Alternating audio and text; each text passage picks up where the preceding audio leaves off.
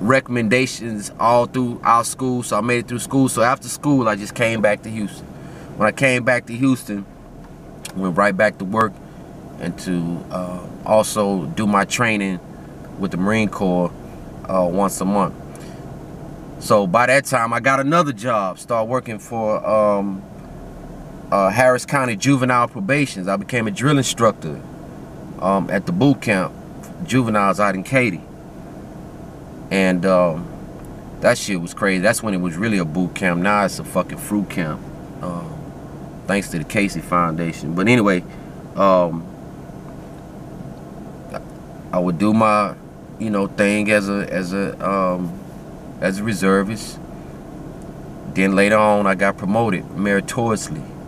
Not just promoted meritoriously from Lance Corporal to Corporal. Then from Corporal to Sergeant. I got promoted meritoriously 3 times. Almost got a 4th time in Iraq. So a position came open. Money was allotted to where they can take reservists and bring them on active duty, but they can be stationed right in their city. So I did all that. I was brought on rec aid. I should have been a recruiter, but I was actually what they call a rec aid, a recruiter's assistant. Shit, I might as well have been a recruiter. I put more people in the Marine Corps than the school-trained recruiters. Subject for another time, but it was a good experience. Long story short, let's get to the point of this whole video, man. I had a great career in the Marine Corps, but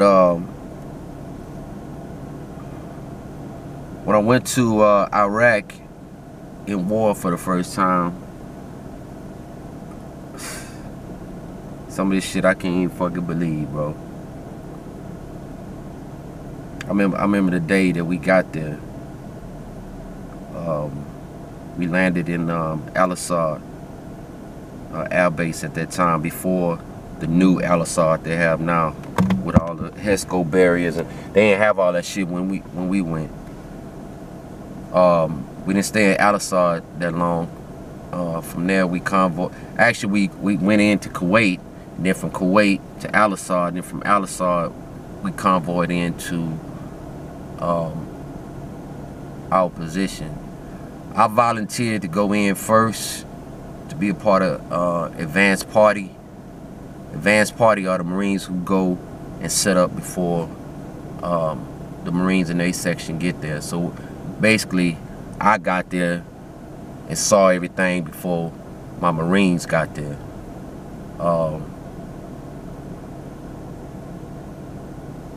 Then the day after that, y'all bear with me, man, because it's just talking about this shit is starting to fucking piss me off already.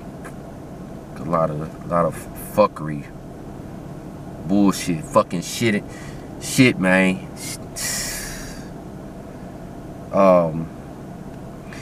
First day we got there in Iraq was something different. But when we got to Hit, go look it up on the map. It's spelled H-I-T, Hit, Iraq.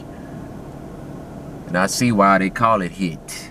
It's pronounced Hit or Heat. The day we got dropped off, they hit us up, fucking. And here I am, never been to war, never been to combat. I'm standing outside the shower area, trying to look around. We was at a FOB. FOB stands for Forward Operating Base. Here I am standing with me and another Marine, and all of a sudden I hear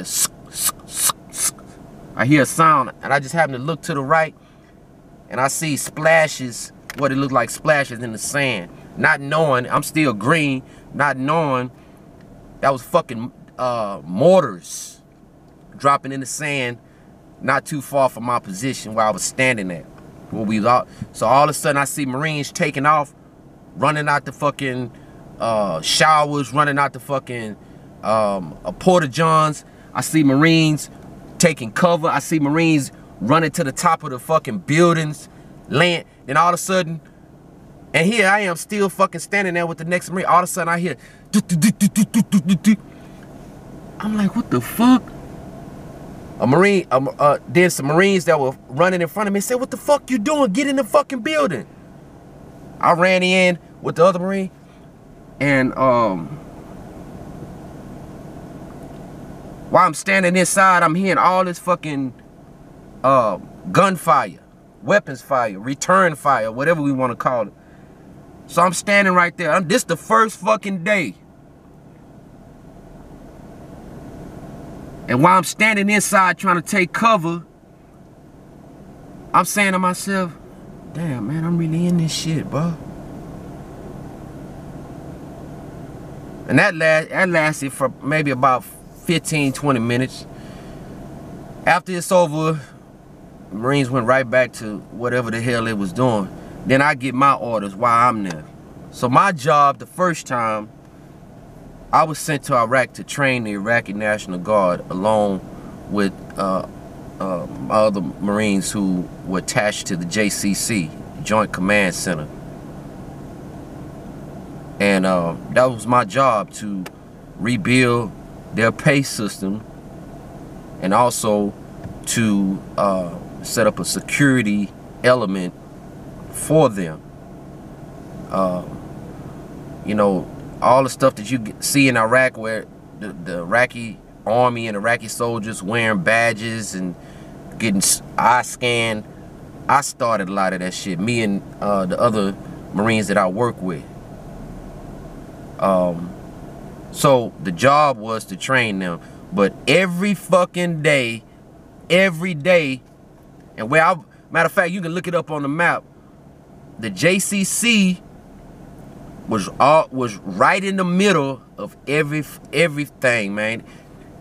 The enemy, and I'm watching what I say, man, because some of this stuff is OPSEC.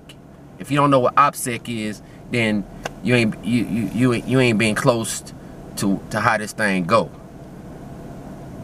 But imagine being shot at every fucking day with mortars, not no fucking pellet guns, not no fucking bullshit, automatic, whatever, mortars. And those of you that don't know what a mortar is, if a mortar hits you, they won't find you. If they do find anything, they'll find specks, pieces of your fucking body, man. If a mortar hits you, you're gonna get either detached or they won't be able to find you. Long story short, I'm thinking, okay, now I'm getting frustrated because we're here to train these motherfuckers, and these motherfuckers are scared to fucking stand up for their own people. They'd rather sacrifice our Marines. And y'all bear with me, man. They'd rather sacrifice our Marines for their fucking freedom, but they'll take our money. So yeah, there's a lot of fuckery going on, man. So that went into training the Iraqi National Guard. So with my job, I was able to go around different places, not just hit. So I was able to go to different places and pick up gear and bring them. So I've been to Fallujah, I've been to Ramadi, I've been to Al Taqaddum, all the hot spots, I was there. You know, my Marines was like, man, where was you? Man, we want to go with you. Where were you at? Because they hardly would see me. Because I was always moving. I was always trying to volunteer to go on. Because I didn't want to be the one to get back and say, I sat in the fucking rear with the gear. No matter if I was administration or what. I stayed outside the fucking wire. So that later moved into, they was attacking us so bad, man. One time, speaking of an SVBID, that's a suicide vehicle borne explosive, if I say that correctly. That transferred into picking up body parts, taking dead motherfuckers out their cars. Yeah. Picking motherfuckers off the streets that's been dead, got maggots in their fucking mouth. I had pictures of all this. I showed my family that shit when I got home. What I do that for? They didn't look at me. They didn't look at me the same after that. And I'm showing them this like this is fucking. I'm gonna tell you, man, how fucking PTSD and all this shit, how your mind can turn into a fucked up kind of way, man, by seeing and being involved in this shit, bro. When I was out there, the shit didn't affect me. Because I was like, fuck it, man. Shit, niggas, nice niggas. Well, niggas too. Marines got so fucking bored, they started shooting at dogs. If they couldn't kill anybody, then something was wrong. That's when your mind turned into something fucked up. So yeah, I picked up dead bodies, heads, faces. Yeah, faces. Man, go listen to some of my other stories on Facebook, man. Because I got to watch myself when I talk about this shit, because I start getting frustrated, man. Because I know our job was to help them folks, man. I even got footage, and I snuck it through customs, yes. I even got footage. We told this Iraqi patrol to stay woke on post. Stay woke on post. I got footage, man, when them motherfuckers, I always kept my camera and my little recorder.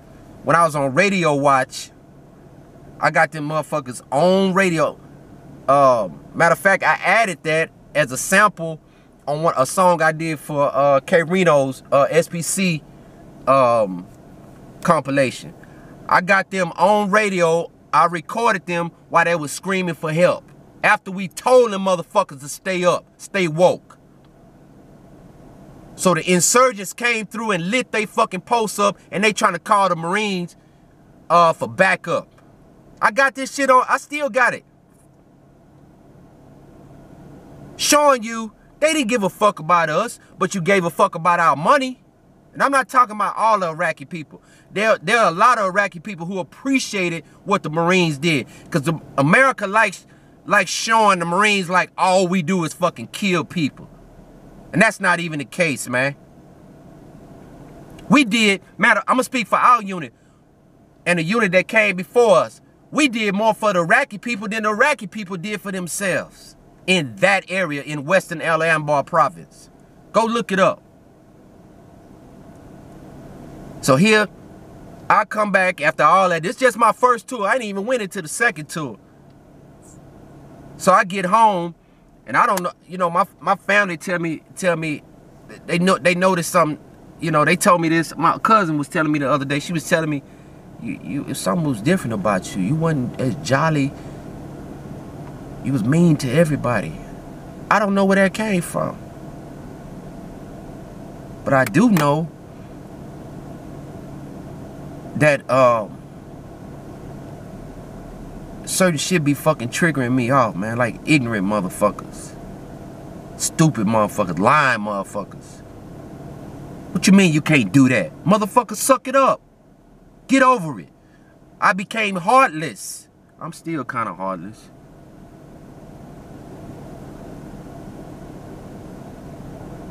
I'm finna stop this shit, man, cause I'm starting to think about some motherfuckery now. We lost fucking sailors, soldiers, and Marines for some of them sorry motherfuckers that wouldn't stand up for their own goddamn country. There's two sides to the coin. Yes, I made a lot of good relationships with the Iraqi people, but some of them motherfuckers was fucked up. Just like, man, I ain't gonna say it. I just hate talking about this shit, man, because I think about the Marines who we lost. One of the Marines, I ain't gonna call his name, that we lost, I had just talked with him. He goes out the gate from the QRF, and they hit a landmine. And after they hit the landmine, fucked the truck up with them in it, I saw when they brought the truck back, it looked like somebody took a can and crumbled it. We talking about, cut this shit off, man. Fuck this shit.